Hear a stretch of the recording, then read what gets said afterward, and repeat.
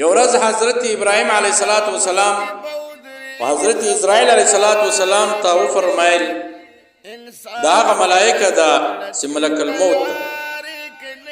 حضرت ابراهیم علیه السلام ورته وفرمایل چې په کوم صورت کې په کوم شکل چې ته د فاسقانو او فاجرانو انسانانو روحان اخلي هغه صورت ما ته راښکاره کړه.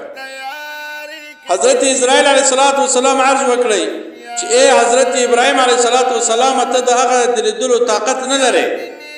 حضرت ابراهیم علیه السلام ورته وفرمایل زه د لیدلو طاقت لرم خو ته یو هغه شکل راښکاره کړه. حضرت اسرائیل علیه السلام ورته وویل ته اوس مخ یوې خوا ته واړوه.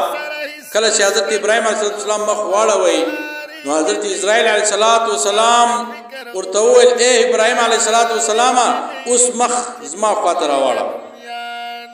حضرت ابراهیم علیه السلام چې کله د دو خواته وکتل چې ګوري یو ډیر غټ تور سړی دیب شکله چې ډیر غټ غټ ویښتان لري او ډیر بدبویه کالي اغوستي دي او د هغه د خولې او د پزې څخه د اور لمبې راوځي. حضرت ابراهیم علیه السلام چې کله دا صورت دا شکل او دا حالت ولیدی نو پر ده مبارک بېهوشي راغله. حضرت ابراهیم علیه السلام بېهوشه سو.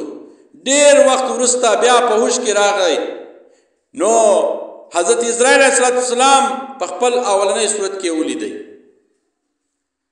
بیا حضرت ابراهیم علیه السلام وفرمیل که چیرې د فاجرانو د نافرمانو د ګناهګارانو دپاره نور هیڅ آفت او مصیبت نه وي د ده د مصیبت او آفت دپاره دا صورت کافي او بس ده چې خالي د حضرت اسرائیل علیه السلام په دا شکل وویني دا عذاب د ده دپاره بس ده.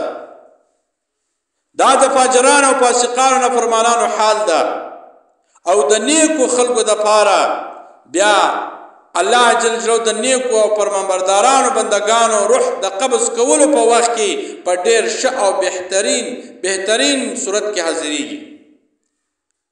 حضرت ابراهیم علیه السلام بیا و حضرت اسرائیل علیه السلام ته وفرمایل چې په کوم صورت کې په کوم شکل چې ته د نیکو بندگانو روح قبض کوې هغه صورت او شکل او حال راښکاره کړه. نو ملک الموت علیه السلام هغه صورت او حالت هم ورښکاره کوي. حضرت ابراهیم علیه السلام چې وکتل ډېر ښایسته ځوان او چې ښه کالي اغوستي دي او خوشبو یې لګولې ده او مخامخ ولاړ ده.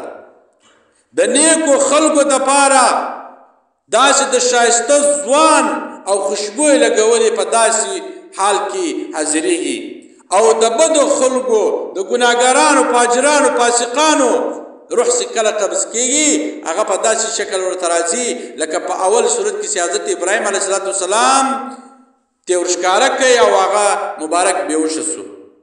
نو بیا حضرت ابراهیم علیه السلام چې په هوش کې رالی نو ویې ویل د ګناهګارانو او فاسقانو او د فاجرانو دپاره دغه صورت هم بس ده چې ته یې ورښکاره کړې که نور څه هم آفت او مصیبت نه وي.